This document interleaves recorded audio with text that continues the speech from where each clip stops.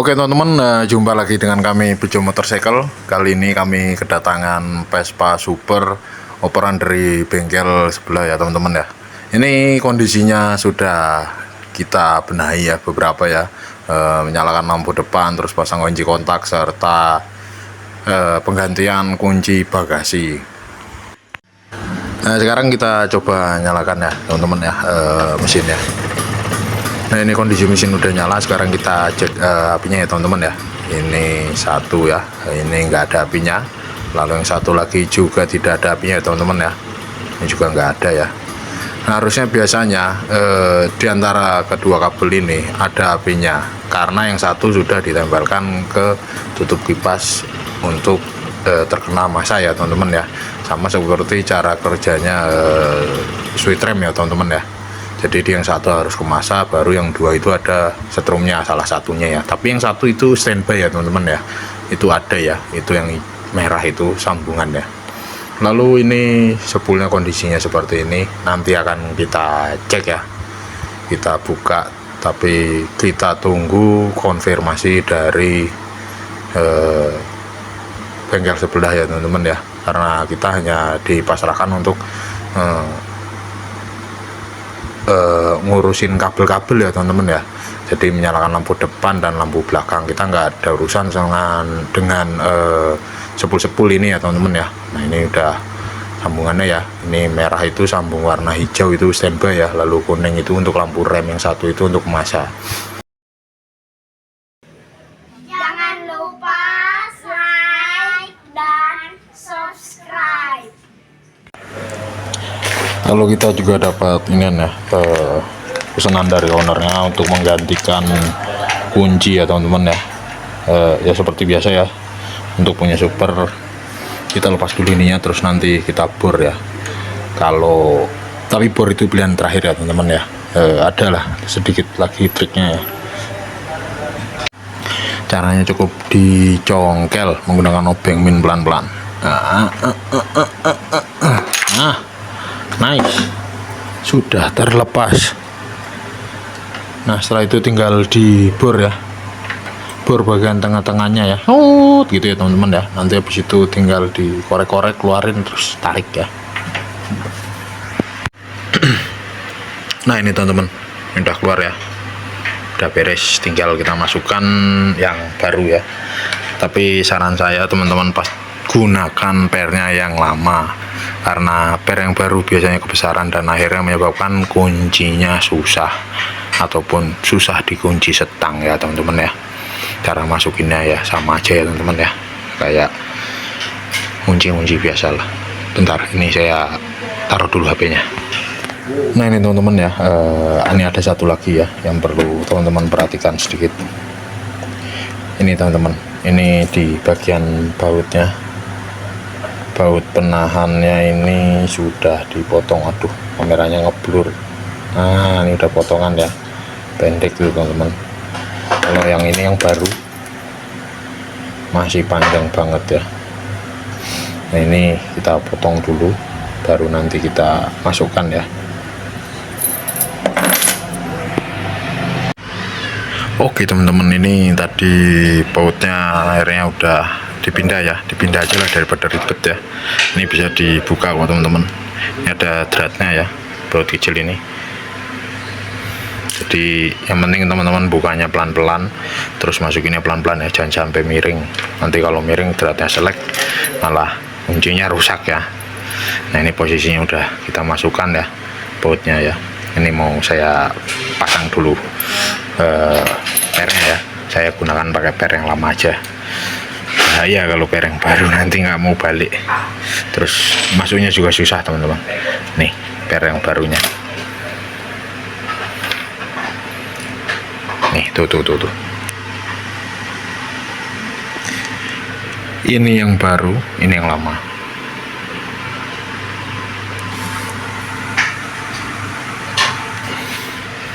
Ini tinggal kita masukkan ya,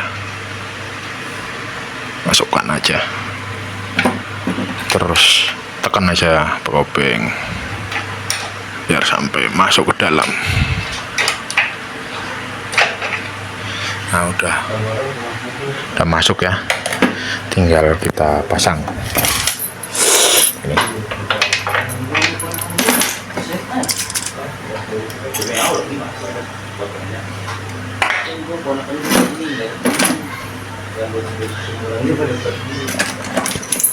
Ini kita masukkan, putar kiri. Waduh, ini harus diputar kiri teman-teman. Bentar, tangannya cuma 2 soalnya ini. Aduh,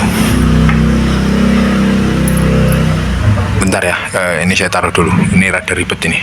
Nah, caranya teman-teman seperti ini ya. Jadi ini dilurusin, terus ini putar kuncinya biar ke kiri ya, jadi posisi bautnya itu sejajar sama ini. Nah, terus kalau udah didorong, nah ya, ini udah masuk, tinggal kita coba nanti kunci setang ya.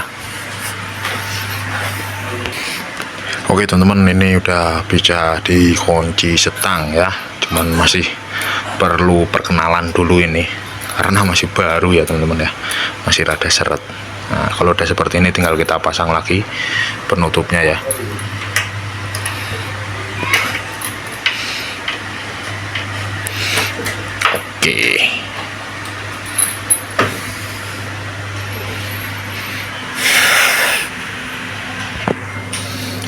Oke, ini tutupnya tadi udah dibersihin ya. Ini masih ada hijau-hijaunya ya. Nah, punyanya dia ya.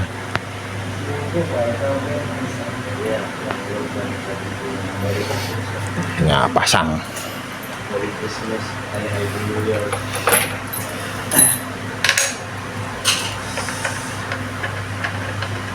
Aduh. Nah, beres ya teman-teman ya. Oke.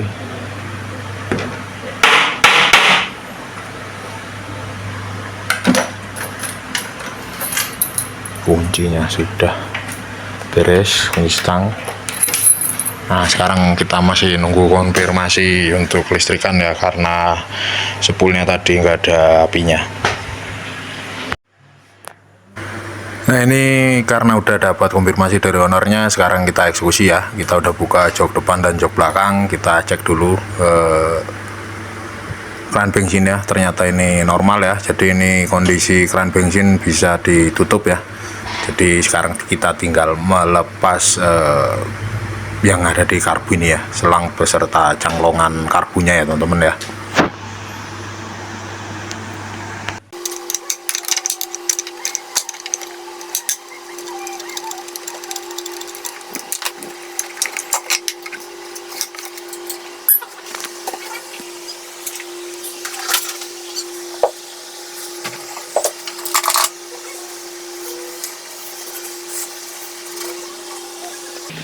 Oke teman-teman, ini kondisi kabelnya seperti ini ya teman-teman ya. Kita akan melakukan pengecekan ya, walaupun tampaknya dari sini tuh kelihatannya kabel bodinya baik-baik aja, cuman ini ada beberapa kabel yang di luar selongsong ya teman-teman ya. Kabel seperti itu sebenarnya bahaya ya. Nah, ini kalau dilihat juga dari fisik masih oke ya teman-teman ya. Lalu di bawah sini ada saklar tambahan ya, ada 2 buah ya teman-teman ya. Dan nanti ini klakson akan kita ganti menggunakan klakson standar Vespa ya, arusnya AC ya teman-teman ya. Nah, dengan adanya saklar tambahan ini menunjukkan bahwa pernah membawa aki, lebih baik kita buka aja kabelnya dan cek kondisi dalam ya. Nah, ini ada kabel tambahan ya teman-teman ya. Ini warna merah ini membawa setrum DC ya, cuman ini nggak pakai selongsong ya teman-teman ya, atau nggak dimasukkan ke selongsong kabel bodi. Akhirnya kabel ini tuh nggak bisa keluar ya teman-teman ya. Kabelnya itu nyangkut di bawah itu, di bagian tulang buaya ya teman-teman ya, pas tikungan. Nah, ini kita cek ke depan ya. Tuh, ini nggak kelihatan kan, di sini nggak ada kabel merahnya.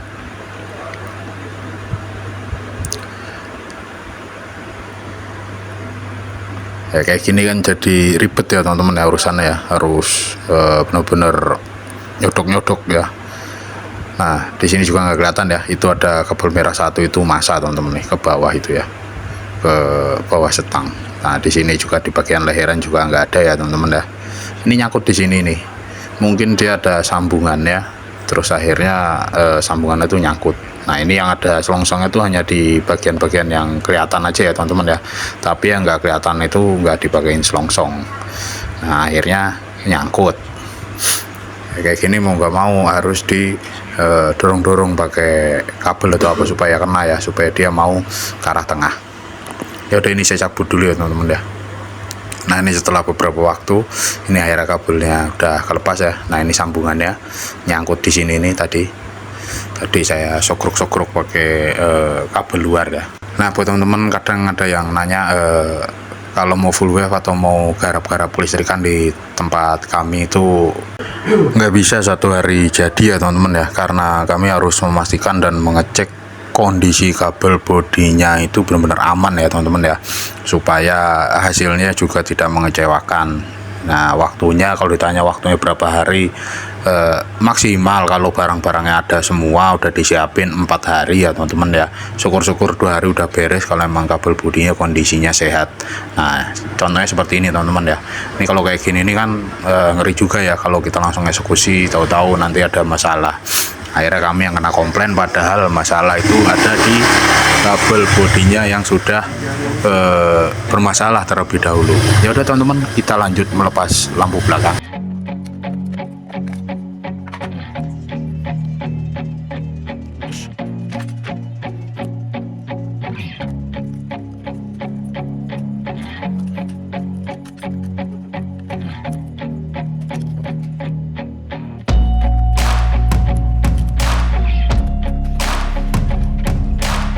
Nah ini teman-teman, ini tinggal nunggu kabelnya aja ya, terus nanti kita pasang kiprok ya di bagian sini ya, di dalam tepung kiri beserta kontak tambahan ya. Tapi sebelumnya kita harus melepas tepung kiri ya, biar lebih leluasa dalam mengebor dan lain-lainnya. Oke, ini tepungnya sudah kita buka ya teman-teman ya. Ini nanti tinggal kita bor di sini dan di sini ya untuk naruh kiprok. Ini tadi udah ditandain. Nah seperti ini teman-teman ya. Nanti kita bor di sini.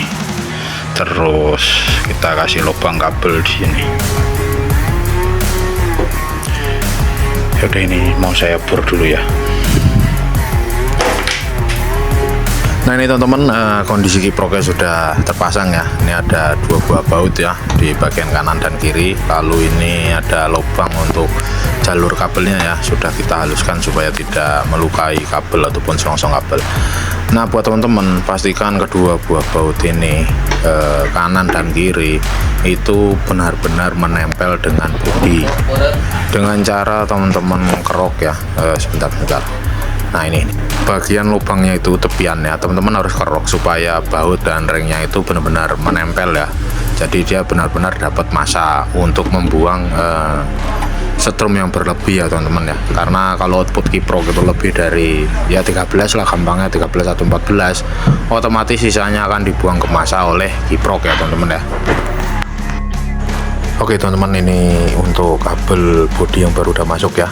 Ini kabel menuju lampu belakang biru kuning hitam. Terus ada kabel lagi ya, ini untuk ke arah mesin ya, yang masuk ke terminal sini. Terus ini kabel tambahannya yang menuju kiprok ya teman-teman ya. Ini kabel tambahan untuk kontak ya, kontak tambahan di tepung sebelah kiri. Terus ini untuk switch remnya ya teman-teman ya. Ini switch remnya ada 2 ya. Nah, nanti kita masukkan ke depan. Lalu untuk bagian atas dan depan itu kita perlu mengeluarkan kabel untuk klakson ya teman-teman ya.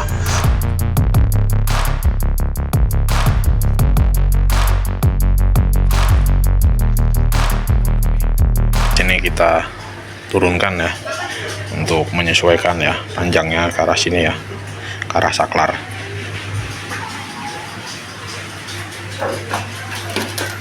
Lalu ini kita susun kembali seperti semula ya. Ini untuk kabel lampu belakang yang 3 warna biru, kuning, dan hitam.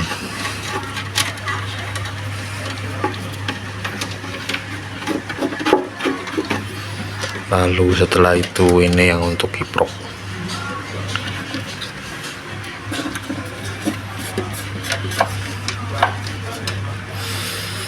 terus ini untuk ke arah sepul.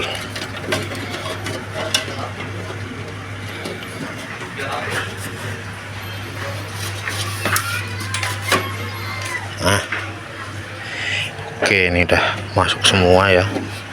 Terus ini kita kancing kembali.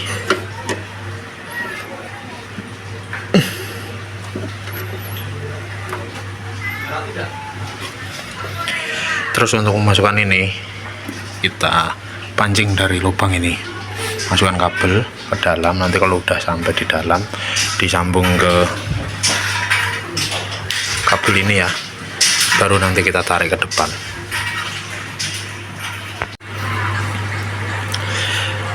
Oke teman-teman, ini kita mau buka manetnya ya. Ini kondisinya ya, kondisi kulkasnya.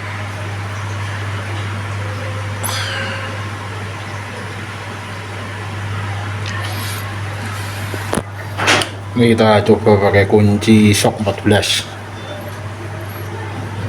Gak masuk ya, ini nggak mau masuk.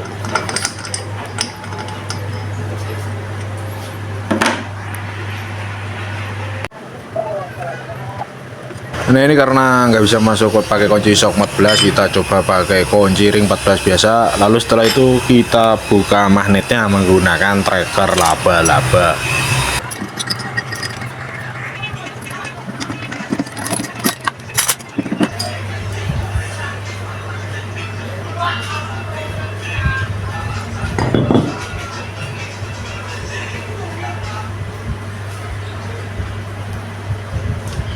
Sepinya mau patah ya, ini tandanya murnya itu nggak kenceng.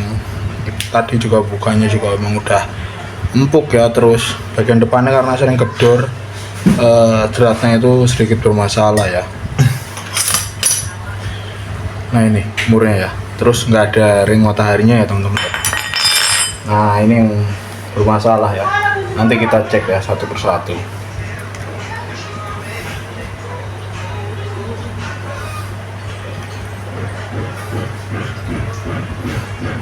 Yaudah, ini kita lepas dulu ya napurnya. Nah ini ya, ini yang bermasalah teman-teman ya. Tadi udah kita cek menggunakan AVO, ternyata ini bocor ya. Nggak tahu mungkin basah dalamnya, cuman tadi udah di hair dryer juga sama aja ya. Nanti ini kita bawa aja ke tukang gulung sepul ya, biar digulungin ulang, serta dikasih resin lah biar lebih kuat ya. Oke teman-teman, kemarin sepulnya udah digulung ulang ya, cuma ini bentuknya ya gede banget begini nih teman-teman ya, karena minta iketin sama tukang gulungnya ya pakai tali yang tebal itu. Tali apa itu namanya, saya juga kurang paham namanya. Habis dikasih tali terus kita resin ya kemarin ya. Jadi ini udah tinggal pasang, cuman karena kemarin itu tukang gulungnya dipesenin dibikinin sama kayak yang aslinya, cuma tembaganya dinaikin sedikit, malah beneran dibikin kayak aslinya ya, dikasih jalur output 2, padahal kita mintanya cuma 1 ya, jadi min sama plus ya. Ya udahlah, cuman karena udah terlanjur jadi ya, ini kita tutup aja. Jadi outputnya yang satunya udah kita tutup, jadi ini tinggal sisa 1 output ya, kita barengin, kita sambung ke sepul besar yang satunya lagi ya. Harapannya dengan demikian, karena ini tembaganya udah di up, terus ini tembaganya juga udah besar ya. Sepul lampu besar itu kan tembaganya lebih besar daripada sepul lampu kecil itu ya. Harapannya setrumnya lebih besar ya, jadi voltasenya tetap 12 tapi ampernya yang naik ya teman-teman ya. Ya sebenarnya sih pengennya pakai tembaga kayak yang model di Platina ini untuk pengapian, cuman nggak muat ya teman-teman ya, takutnya nanti mentok malah pergerakan platinanya jadi susah ya. Lalu untuk kabelnya juga udah kita rapikan ya. Jadi kemarin kan kabelnya isinya 5 ya, ini kita jadikan 3 ya. Ini untuk pengapian, ini untuk lampu-lampu, dan ini untuk masa ya, udah kita tambahi masa. Nah ini tinggal kita pasang ya teman-teman ya, kita pasang sini, nanti kita sambung ya ke kabelnya, terus kita cek gimana lampu-lampunya. Yaudah, ini saya pasang dulu ya teman-teman ya.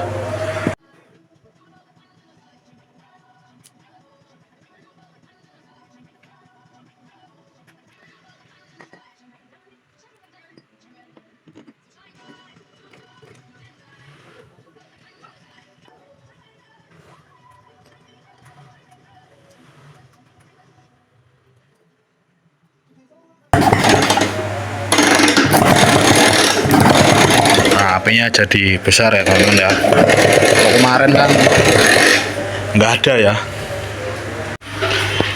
Oke teman-teman, ini udah disambung ya, disambung ala kadarnya dulu. Lalu untuk bagian kiprok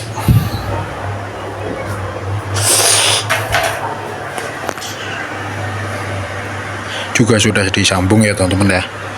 Untuk kiprok kaki tiganya ini input yang pertama, yang kedua itu output. Nah ini masa ya, yang paling ujung. Nah ini kita simulasikan dalam kondisi switch rem itu bekerja ya. Ini kita jadikan satu. Udah beda ya cara mainnya ya. Kalau untuk standaran itu kan satu masa satu setrum ya, ini setrum semua ya. Jadi nanti kontrolnya itu setrum karena masanya sudah standby ya untuk menghidupkan lampu petang ya. Nah ini kita coba ya teman-teman ya. Udah beres ya teman-teman ya. Lalu untuk jalur ke depan juga sudah ada ya. Nah ini tinggal kita tutup terus pasang saklar ya, tapi saklarnya ini rada-rada, ini saklarnya ini kayaknya ya bagus sih, grabur ya, grabur keluaran lama, tapi nggak tahu ini normal atau enggak ya. Ya nanti coba kita cek pakai AVO dan kita bersihkan ya.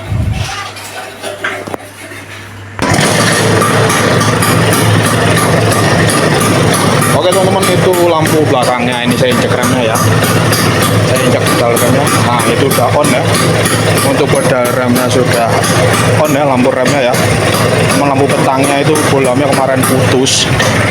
Terus untuk lampu depan juga sudah oke. Lampu jarak dekatnya dan ini jarak jauh ya. Ini klaksonnya, ini nggak main ya, udah umur ya teman-teman ya.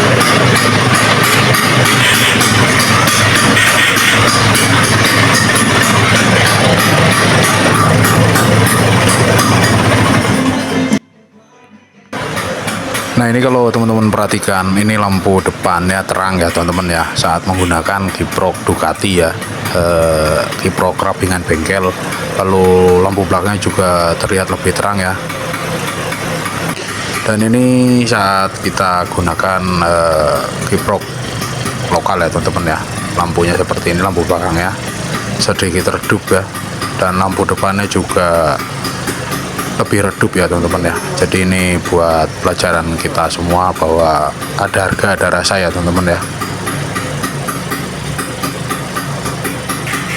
Nah ini juga menjadi salah satu alasan kadang kenapa kami menolak untuk mengerjakan full web dengan menggunakan kiprok non original ya teman-teman ya, karena nantinya yang ada bakal merugikan antara kedua pihak ya, baik itu customer ataupun dari pihak kami ya teman-teman ya. Ya semoga video ini bisa jadi bermanfaat untuk kita semua, terutama untuk kami yang masih pemula ini.